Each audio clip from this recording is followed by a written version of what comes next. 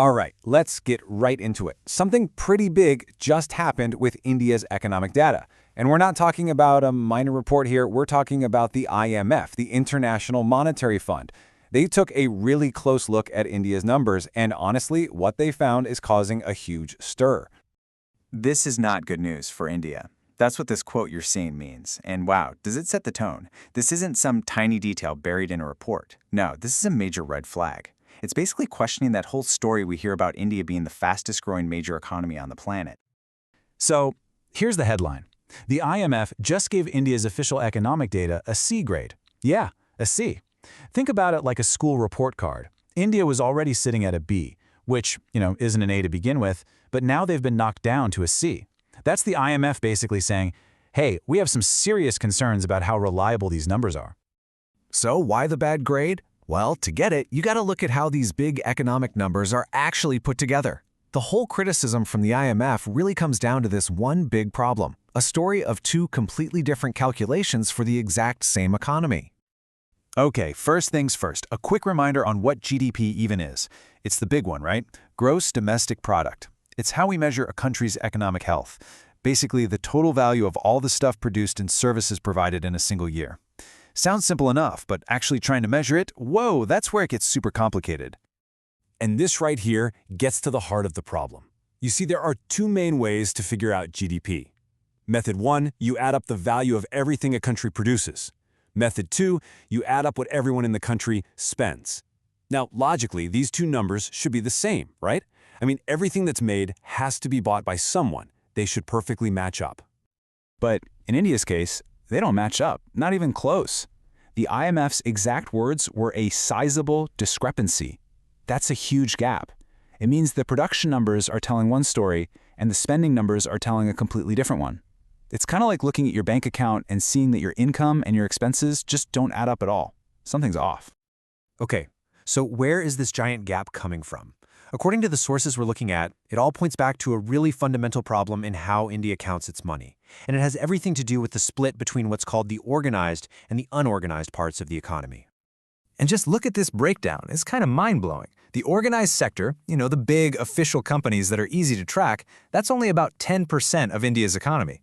The other 90%, that's the unorganized informal sector. We're talking about small mom-and-pop shops, street vendors, tiny businesses, all the people whose data is way, way harder to get a handle on. And this is where we get to the big flashing warning sign. Here's the shortcut the data collectors are apparently taking. They measure how fast the big 10% of companies are growing.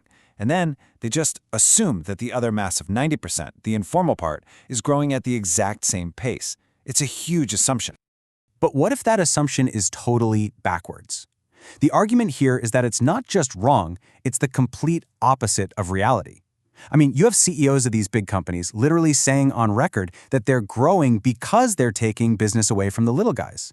So the big fish are eating the small fish, but the official numbers are only counting the growth of the big fish and pretending everyone's doing great. You can see the problem, right? And, this whole GDP thing, it doesn't seem to be a one-off mistake. The source material suggests it's actually part of a much bigger and frankly more worrying pattern when it comes to official data out of India over the past few years. Just take a look at this timeline of events. Back in 2017-18, there was this super important survey on what people were buying. The word is, it showed that spending in rural areas had actually dropped for the first time in forever. But that survey was never released. It was just buried. Then you have the IMF pointing out that the main way India measures inflation is based on what people were buying way back in 2011. Think about it. How much has changed since then? Our entire spending world is different. Online shopping, data plans, none of that is properly captured. So when you put all this together, it leads to a really tough question, one that our source brings up directly. Are these all just honest mistakes and coincidences? Or are the numbers being massaged to fit a certain story? The story of nonstop high-speed growth. Okay, I get it. This can all sound super technical. GDP, methodologies, data sets. But why should you actually care? Because these numbers aren't just numbers. They represent real people, real families, and the impact on their lives is huge. Think about this number, 80 million. During the pandemic, an estimated 80 million people left the cities and went back to their villages. That's called a reverse migration, and it's one of the biggest movements of people in recent history.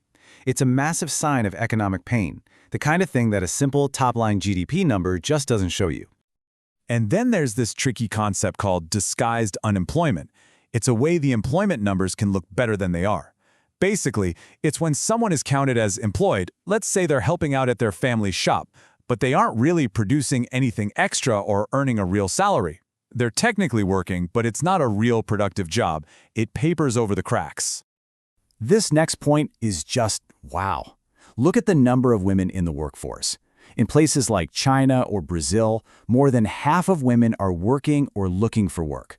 But in some states in India, that number plummets to as low as 15%. 15! That means for every 100 women, 85 aren't even in the job market. That is a staggering amount of lost economic potential and points to some really deep-seated issues. And here's another thing. We're seeing this big jump in people who are self-employed. Now, that can sound great, right? Like a boom in new entrepreneurs. But the argument here is that it's actually a sign of distress. It's not that people are choosing to start businesses, it's that they can't find good, steady, salaried jobs. So they're forced into doing whatever they can to get by, often just helping the family for no actual pay. So you see the massive contradiction we're building up to. On one hand, you have the official GDP numbers painting this amazing picture of a booming economy. But on the other hand, you look at real life. People aren't buying more everyday stuff, big companies aren't investing in new projects. And that hidden survey we talked about, it supposedly showed that wages in the countryside were actually going down. Which leaves us with this one final, really important question. An economy runs on trust. Trust from investors, from its own citizens, from the world. Everyone relies on the official numbers to make decisions. So, what happens when that trust starts to crumble? What is an economy really built on, if not on trust in its own data?